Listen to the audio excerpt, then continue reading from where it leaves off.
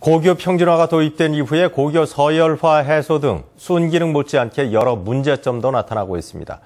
교육과정 운영이나 학교 생활지도, 통학 여건 개선 등이 시행 2년 차를 맞게 되는 강원도교육청의 고민입니다. 손원교 기자입니다. 고교 평준화는 중학교 교육과정의 정상 운영과 고등학교 서열화 해소에 도움이 된다는 평가를 받고 있습니다.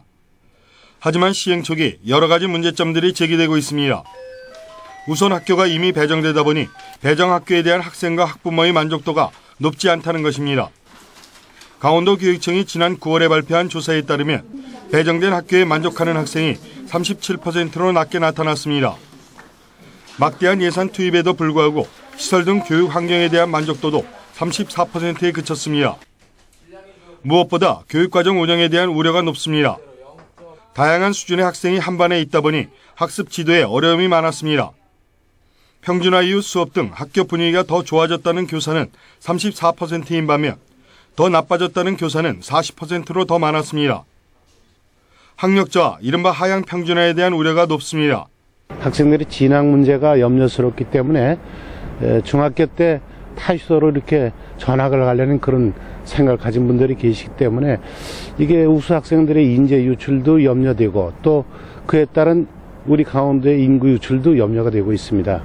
도교육청은 수석교사 활용과 계열별 학급 편성 등을 통해 문제를 해결해 나간다는 계획입니다.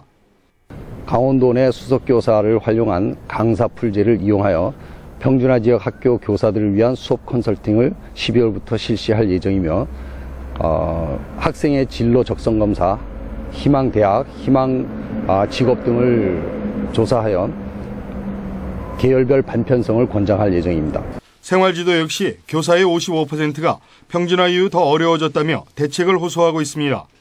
도교육청은 일반고와 특성화고 간의 진로전환 전입학제 도입과 대안학교 설립 등을 추진하고 있습니다. 이 밖에 등교하는 데 30분 이상 걸리는 학생이 23%, 27%는 학부모가 승용차로 태워다주고 있어 통학 여건 개선도 해결해야 할 문제점입니다. 평준화로 인한 학력 저하에 대한 우려와 학생 생활지도의 문제점 등을 극복하고 조기에 안정화시킬 수 있을지 관심이 모아지고 있습니다. MBC 뉴스 손원교입니다.